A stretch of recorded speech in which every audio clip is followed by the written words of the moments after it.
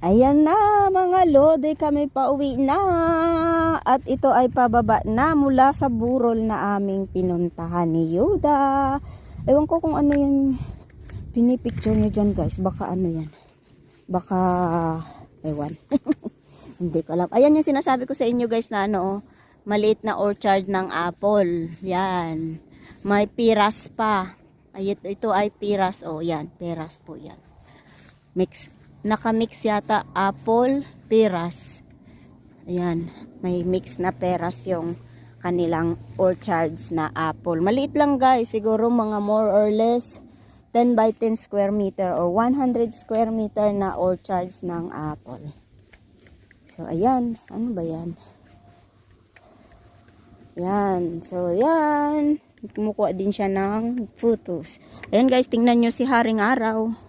Napakasikat pero hindi mainit.